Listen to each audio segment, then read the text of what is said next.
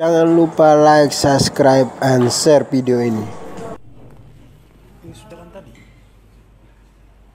Aduh, yang tadi lah. Tadi saudara mengatakan bahwa menurut hukum internasional ya,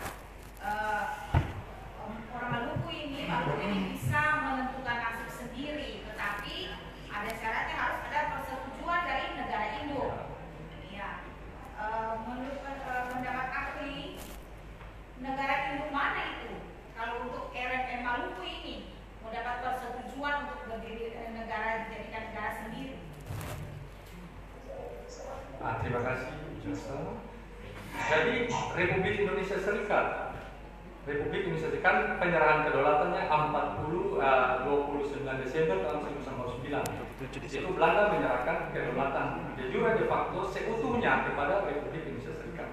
Nah, di dalam Republik Indonesia Serikat, Konstitusi Republik Indonesia Serikat dan Perjanjian ketiga dari langkah-langkah transitional measure itu di pasal 1 ayat 1 dan pasal 2 ayat 2 itu ditekankan bahwa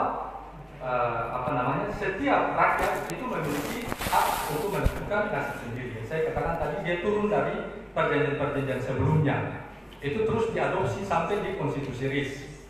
Dan untuk melakukan implementasi dari hak untuk menentukan nasib sendiri itu haruslah melalui plebisit. Dan plebisit itu merupakan tanggung jawab negara dalam negeri Republik Indonesia Serikat untuk melaksanakannya. Tapi itu kan tidak dilaksanakan. Yang dilaksanakan adalah pembubaran 16 negara bagian dengan kekuatan senjata dan dengan dekret keputusan presiden. Itu bertentangan dengan konstitusi. Nah, dan ketika Republik RIS membubarkan NIP, ada agreement di dalam Denpasar ketika pembentukan NIP.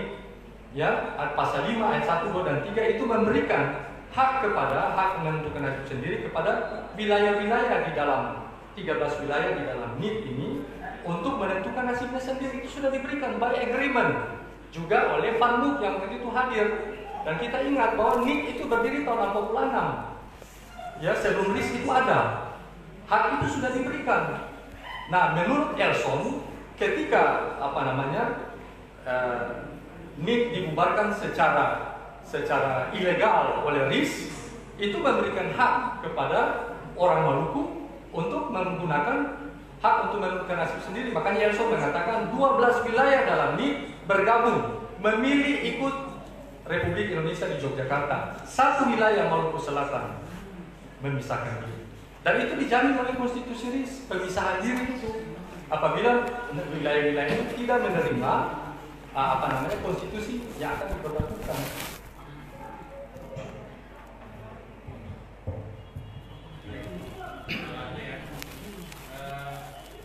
Tadi saudara katakan bahwa di PBB hanya mengakui RIS, dan cuma faktanya adalah Indonesia juga sampai saat ini tetap aktif di PBB. Baik dalam kemudian saya lanjutkan. Tadi saudara katakan bahwa mengenai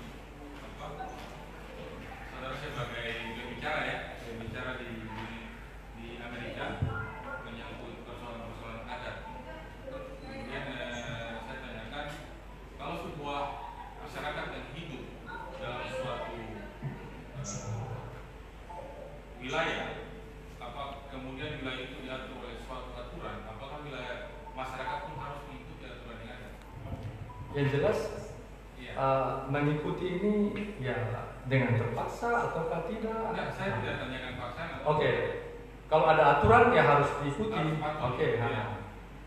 Kemudian kalau seumpamanya ada masyarakat yang di dalam suatu wadah itu yang kemudian sudah diatur sedemikian rupa, ada aturan norma-norma yang diatur, kemudian melenceng daripada aturan-norma itu, apakah itu dapat dipersangkakan atau dipersalahkan? Ya kalau melenceng dari norma ya. Terima kasih.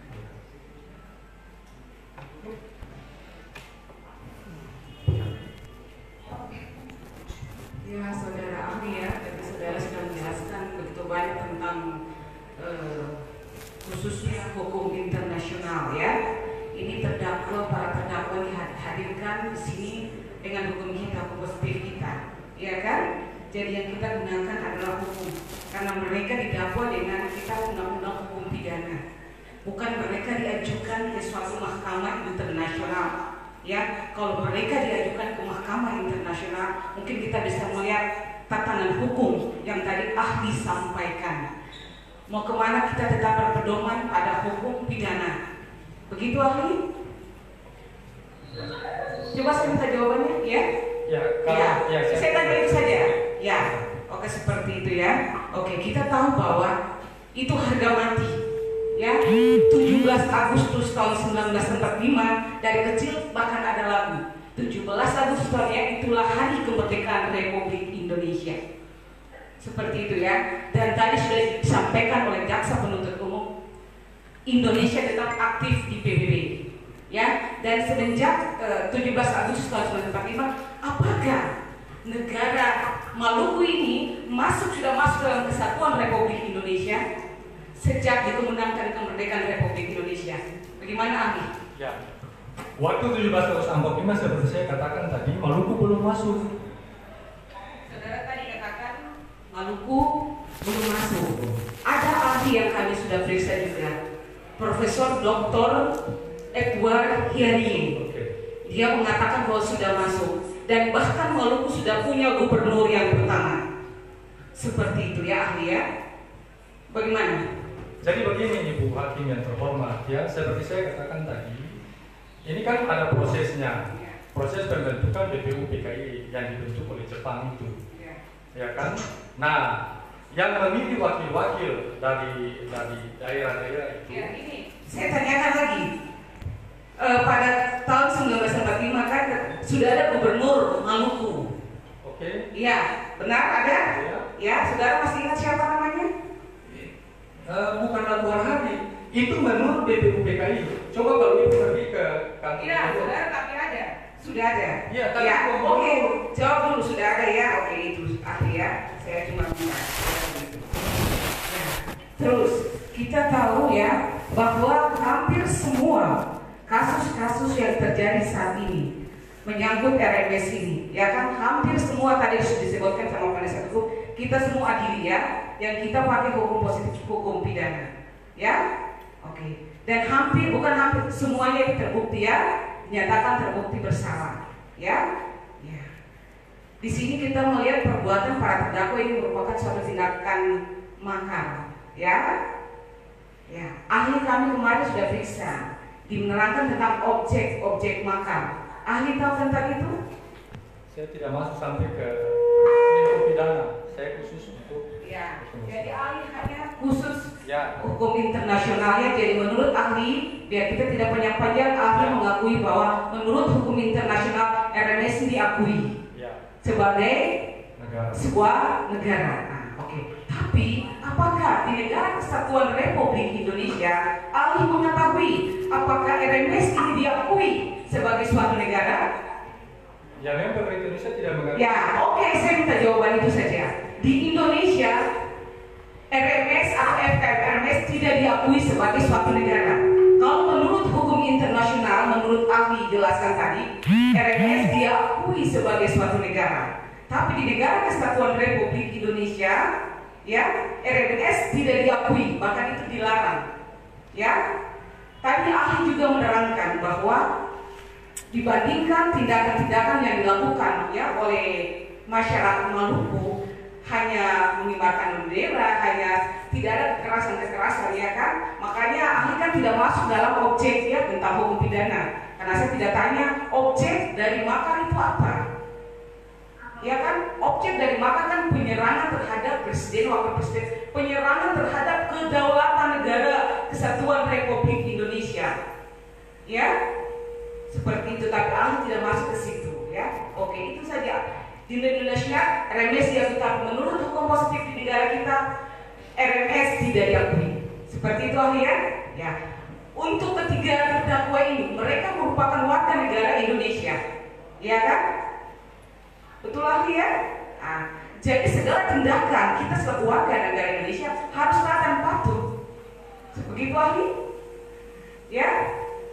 Ya, saya minta saudara jawab iya, ya, terhadap aturan yang berlaku, ya, seperti itu. Oke, cukup Pak.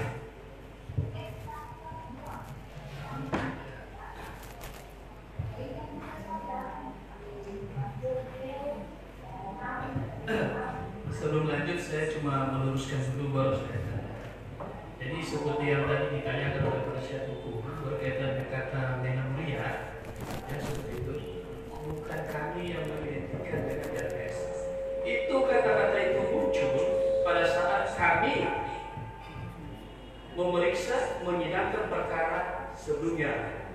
Terdakwanya Ishak, Markus, Basten, Pepina dan lain sebagainya.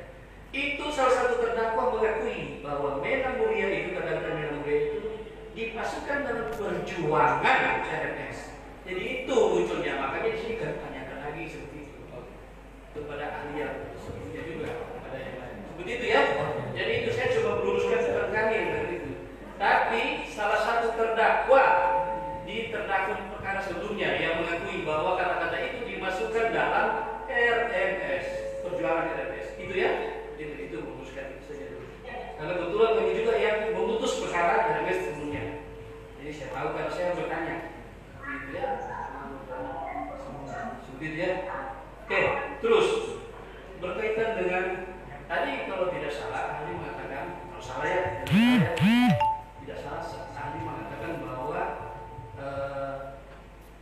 Belanda tidak mengakui tanggal 17 proklamasi 17 Agustus 1945 ya. Apakah ahli pernah juga membaca? Karena saya juga pernah baca, akan dimuat di berita online Wikipedia bahwa ada ya, bahwa Belanda sehari sebelum peringatan 60 tahun kemerdekaan Republik Indonesia telah mengakui bahwa kemerdekaan proklamasi kemerdekaan tanggal 17 Agustus 1945 itu lahir kemerdekaan diakui oleh Menlu Belanda bernama Bernard Rudolf Bot dalam pidato resmi di The Blue. Dan dia menyatakan bahwa bukan tanggal 27 Desember 1949 tapi 17 Agustus 1945. Itu saya baca di berita. Apakah ahli juga pernah baca berita itu? Saya pernah baca, nanti Bapak komparasi dengan tulisan daripada Mataram Risa Putra Galung yang judulnya 350 tahun bukan kejadian. Ya, itu ada di situ. Istilahnya berkaitan dengan itu masih terjadi perubahan. Buktinya di dalam berita pun seperti itu. Ya. Ada yang saya baca seperti itu. Betul, ya. Menlu Belanda. Ya. Betul, saya dengar mengakui ya. Bernard Bot ya. Oke, karena saya baca juga seperti itu. Oke, terus pertanyaan lanjut ya. Karena berkaitan dengan ahli sebelumnya dan ada saksi-saksi ya. Tadi ahli juga menyinggung tentang, ada sedikit ahli bilang bahwa kalau orang demo, sebagian orang demo anggota dewan itu tidak mewakili ya. Orang yang demo itu bukan otomatis dia mewakili satu bangsa atau apa ya, seperti itu ya. Nah, sebaliknya saya tanya, apakah anggota dewan atau parlemen itu adalah mewakili rakyat? Ya, kalau dilakukan dengan sistem pemilu yang sesuai dengan asas demokrasi. Dia mewakili. Anggota parlemen atau anggota dewan ya, Ya. seperti itu. Oke, karena kalau tidak salah ahli yang sebelumnya menyatakan bahwa ada parlemen yang mengakui itu dari perwakilan hukum seperti itu. Nah itu yang saya tanya itu. Kenapa saya tanya itu? Karena saya compare pertanyaan jawaban ahli sebelumnya. Seperti itu ya. Oke. Terus pertanyaan kedua, apakah bangsa Maluku ini pernah bergabung dengan Indonesia? Atau tadi ahli mengatakan berkehendak menjadi satu. Apakah bangsa Maluku pernah berkehendak menjadi satu dengan Indonesia? Nah itu yang saya katakan tadi bahwa Jawab saja. Pernah atau tidak? belum, karena tidak ada prinsip yang saya mulai masuk ke kota Pandora tadi. Oke, ya. Jadi pendapat ahli juga saya putar dari pertanyaan yang kita juga dan pertanyaan dan hanya dijawab oleh ahli sebelumnya. Ya. Oke. Terus tadi juga ahli mengatakan bahwa janji kemerdekaan oleh Jepang kepada Hindia Belanda untuk merdeka, janji ya. Itu janjinya tahun berapa untuk merdeka? 46. Bukan 46, 44. Bukan. Belanda menjadi. Oh, Belanda 42. Bukan, Jepang menjadikan bahwa Hindia Belanda ini akan merdeka itu merdeka tanggal berapa nanti? Tidak ada disebut tanggal. Oh, tidak. Ya. Tanggal ya. Ya. Tapi ada janjinya. Ada janjinya. Dari Jepang ya? Ya. Ya, seperti itu ya. Terus tadi DPU PKI itu kalau tidak salah ada mengatakan bahwa Bung Karno terus ada keterkaitan dengan Jepang ya. Apakah kalau PPKI itu ada juga Ya, karena BPKI itu kan kelanjutan dari BPUPKI. Anggota BPUPKI, anggota BPKI adalah juga bagian dari anggota BPUPKI. Oh ya, saya juga compare kan dengan ahli sebelumnya bahwa BPKI itu tidak ada kaitan karena Bung Karno diculik, dijadikan oleh Jepang untuk ada merdekanya tanggal ini, tapi oleh pemuda-pemuda waktu itu menculik Bung Karno dan merdeka. Ya, itu tidak ada satu kaitan dari Jepang. Itu ahli sebelumnya. Gitu ya. Oke. Terus apakah Maluku suruh izin juga untuk merdeka oleh Pak atau Belanda, termasuk Hindia Belanda? Apakah Maluku ini bagian dari Hindia Belanda? Ya, bagian dari Hindia Belanda. Gitu ya. Terus hapusnya suatu negara itu apakah ada? Hapusnya suatu negara. Sebenarnya dalam konsep hukum internasional tidak ada subjek atau topik mengenai hapusnya satu negara. Ketika satu negara itu lahir, dia dianggap terus ada. Tidak pernah ada dalam hukum internasional matinya satu negara. Tidak ada teori tentang kematian satu negara. Kenyataan ada tidak? Negara yang kakinya mati, ada tidak? Saya tidak mendapatkan contoh satu negara yang lahirnya mati.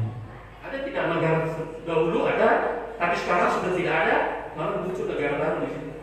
Oh, misalnya yang dulu ada banyak kerajaan-kerajaan yang Ada ya, ya. ada, gitu ya. Ya, dalam konteks internasional tidak ada subjek mengenai itu. Tapi faktanya ada. Nah, terus terkait aneksasi ya, memang saya ingin tanya ke ahli soal itu. Jadi aneksasi diambil bagiannya wilayah, wilayah, ini tidak wilayah boleh berbagi ya.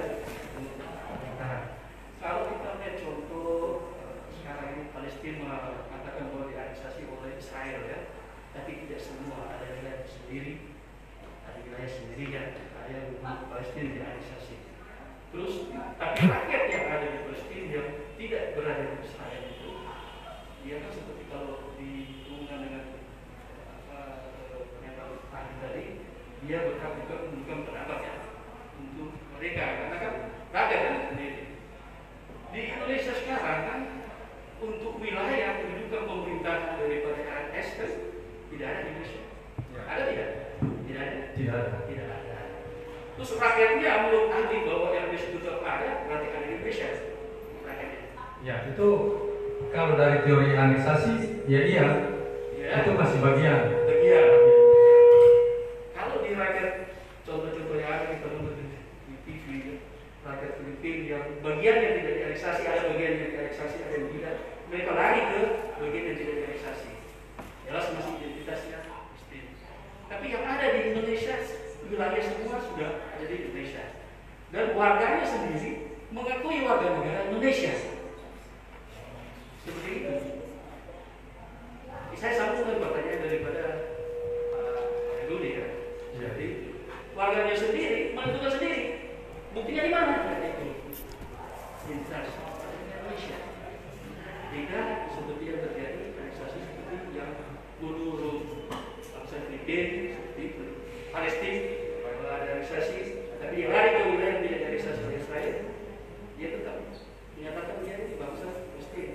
Tapi orang Indonesia, orang Maluku yang ada di Indonesia, tidak menentukan sendiri. Apa bisa dilihat? Kita KTP-nya warga negara Indonesia. Seperti itu. Itu secara administratif, Pak. Itu secara administratif. Bahwa dia tergabung di dalam kemauan dia untuk menggabungkan diri. Itu saya kembali ke plebiscit itu tadi, Pak. Itu mesti ada. Oke, itu pandangan tadi. Ya, ada itu. Cukup itu saja, Pak ya. Kasih ya.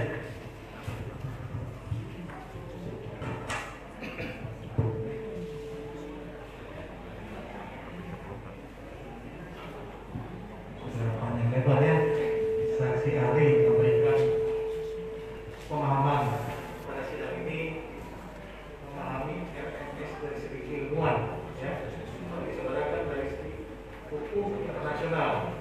Kemarin sudah kita dengar tidak terus ya, dia sangat tegas mengatakan bahwa RMS itu adalah separatis karena sudah jelas sudah dijelaskan oleh Hakim di 12 Agustus ayat 12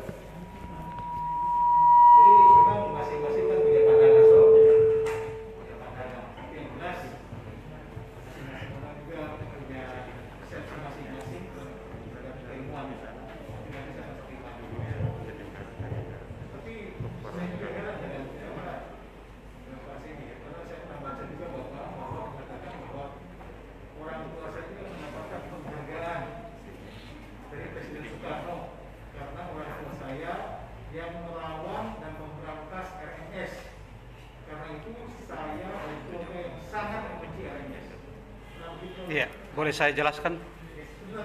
Iya. Iya. Nah, masing-masing yang seperti saya tadi punya persepsi masing-masing, nanti akan dipertimbangkan. Dan sudah jelaskan oleh Imam Besar itu bahwa ini kita majelis hakim menyidangkan ini berdasarkan dakwaan. Kita bermain dari itu dan ini hukum positif yang kita lakukan. Ya. Tapi terserah nanti bagaimana sekarang kita juga belum tahu. Ya. Karena kita harus berdiskusi juga. Ya. Oke Pak. Pak. Ya. Ya. Saya boleh bertanya dulu sebelum saya ya. Ahli sebagai ilmuwan semua punya nilai yang sama, yaitu bahwa di bawah ketentuan, di atas ketentuan itu ada nilai yang paling mendasar, dan seluruh nilai itu berorientasi pada kebenaran. Ahli kemarin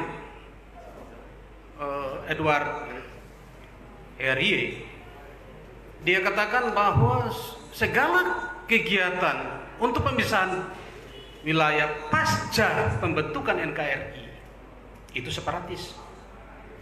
Ya. Lalu menemukan bahwa RMS diproklamasikan sebelum pembentukan NKRI yang tadi ahli katakan 15 Agustus 50. Yang berikut tadi Ibu Hakim katakan bahwa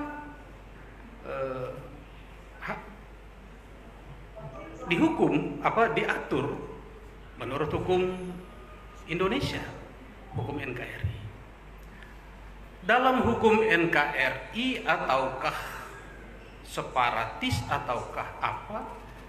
Tetapi apakah semua ini harus tunduk pada nilai kebenaran itu? Artinya bahwa hukum nasional Indonesia itu harus tunduk pada nilai-nilai dasar, yaitu kebenaran itu. Pendapat ahli bagaimana? Ya, terima kasih. Memang pada akhirnya kita harus tunduk kepada kebenaran. Artinya saya sebagai orang yang beriman, ya, kita kembali pada dasar yang paling tinggi. Kebenaran adalah segalanya.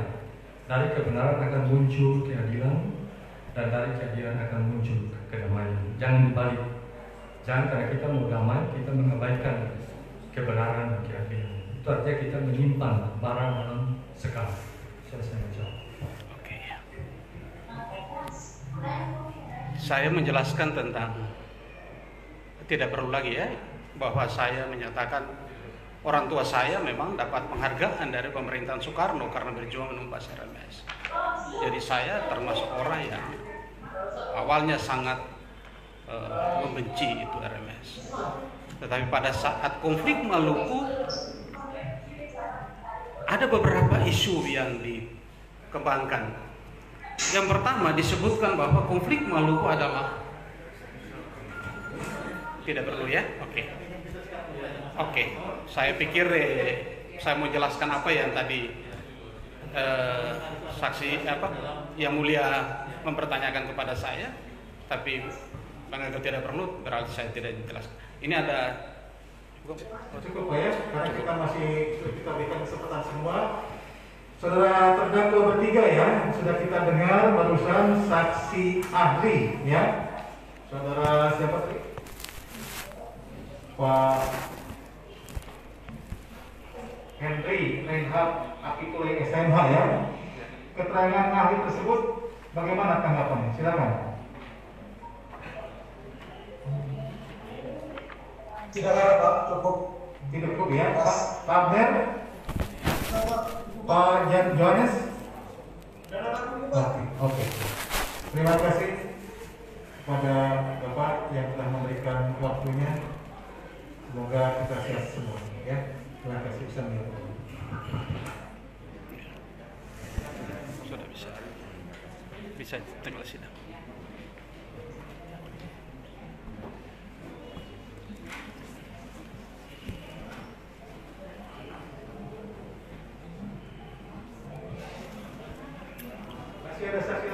Masih yang mulia. Masih ya? Iya. Kita kan waktu itu kita berikan kesempatan 2 kali kok. Iya, yang mulia ada 2 ahli dari Unpati, 1 dari Dublin, itu dia punya makalahnya sudah. Mungkin kalau toh untuk memudahkan, mempercepat, kami akan menyerahkan makalahnya yang sudah dia serahkan. Lalu apakah nanti diterjemahkan oleh penterjemah untuk disumpah? Itu pertimbangan bagaimana itu? Teksnya dalam bahasa Inggris. Bahasa Inggris yang mulia. Bisa ditranslate nggak? Bisa. Boleh bahasa yang mana Pak ya? Apa ya? Ini aja. Di Unpati kan mungkin ada fakultas bahasa sastra itu. Bisa ditranslate. Kami yang sudah kami minta itu yang terus-menerus diminta oleh pemerintah Provinsi Maluku dan pemerintah Kota Ambon untuk mentranslate. Dia punya itu ada. Iya. Itu aja yang translate-nya ya Pak. Itu yang berikut Amnesty International Indonesia, dia bicara tentang, jadi dengan demikian ada 4, 2 dari Unpati, hukum tata negara, hukum pidana, 1 ahli hukum internasional dari Dublin, dan 1 ahli HAM. Seharusnya sih kami kan sudah di awal memberikan kesempatan seluas-luasnya kepada para pihak ya. Iya. Saudara JB maupun saudara penasihat hukum memberikan saksinya, ada Cak maupun ahli itu. Iya. Tapi mohon diingat bahwa kita dibatasi oleh putaran yang habis. Iya. Dan konsiderasi tanpa bermaksud membatasi kewenangan dari batas semua. Ya, yang jelas kami sudah memberikan kesempatan.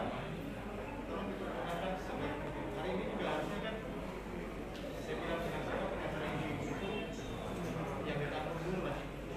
Tapi satu saja sudah 3 jam setengah lebih. Sudah 4 jam. Iya. Ya, mohon lah, bukan menjamin masalah. Ini pun masih banyak sidang ya. Iya. Tolong efektifkan aja. Tanyakan yang kira-kira poin-poin saja. Karena kalau kita dengan penjelasan dari Pak Hendrita mungkin sampai malam juga Bapak bisa menjelaskan. Karena beliau sudah dosen Iya. yang ilmuwan. Tapi kita waktu kita di sini terbatas. Makanya pintar-pintarlah Bapak untuk mengajukan pertanyaan menjurus pada unsur-unsur. Ya. Mungkin begitu Pak. Iya, yang mulia, ini memang yang kami berusaha untuk membuktikan melalui ahli bahwa RMS sah sebagai negara, sehingga dengan demikian tindakan mereka tidak bisa dianggap sebagai tindakan separatis. Karena mereka bukan separatis, untuk itu dakwaan itu bagi kami melakukan bantahan terhadapnya. Kami sudah hubungi yang dari Unpati itu 1 nanti hari Rabu siang, sedangkan yang dari Dublin itu diusahakan hari Rabu pagi. Yang Dublin orang asli Dublin itu? Di Dublin dia, lewat Zoom. Nanti kami boleh memperoleh Zoom. Dengan translate-nya. Ya. Sementara mungkin saya dengan yang lainnya mungkin kurang masih Ada penterjemah. ada translatornya ada? Ada kami siapkan. Mungkin lebih lama lagi waktunya. Lalu yang berikut hari Jumat itu Jangan dulu hari Jumat Pak, karena terus terang ya kita bicara minggu depan aja, karena kita belum tahu apakah bisa nggak. Karena saya bilang hari Jumat waktu dan juga ada acara juga. iya. Yang jelas dengan waktu yang saya minta tuh kita akan minta waktu. Bisa juga kalau misalnya Bapak bisa besoknya, kenapa tidak? Sekarang hari Rabu Bapak minta Ambon, tapi besoknya Dublin bisa, kenapa tidak? Ya. Itu kami harus berbicara lagi dengan, Makanya tolong dipersiapkan. karena kesepakatan kita pada waktu yang lalu itu dibilang bahwa kami mempersiapkan saksi dan kami punya waktu itu 2 minggu. Nah, untuk itu maka kami siap untuk 2 minggu itu. Betul, tapi kan ternyata kita dapat saksi Bapak sekarang kok. Iya. 2 minggu itu untuk 2 kali pertemuan maksudnya. Jadi kalau misalnya Bapak mengajukan saksi sekarang, itu boleh sekali. Karena kalau misalkan kita mengikuti apa yang Bapak sampaikan,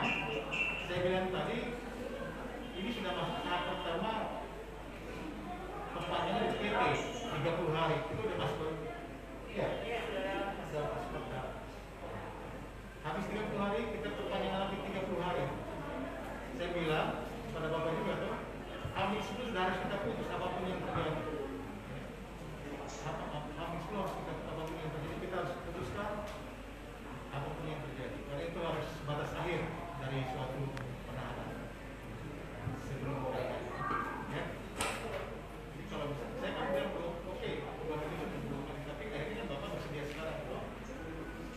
Tapi tidak memaksa. Tapi kan oke Pak, makanya Pak Menteri bisa nggak tadi di persidangan.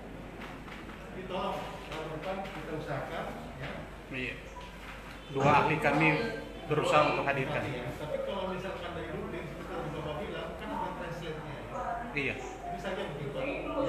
Yang nanti akan kita baca. Oke. Bisa. Ya, ya. Iya. Jadi untuk minggu depan baru mendekati saja. Ya.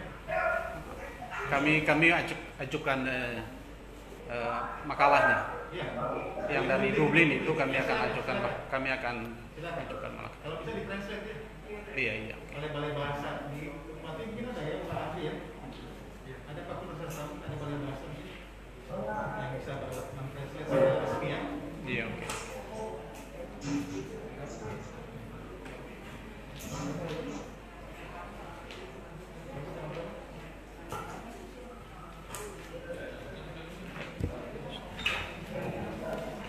Ini ahli bisa serahkan tulisan yang pokok-pokok pikiran.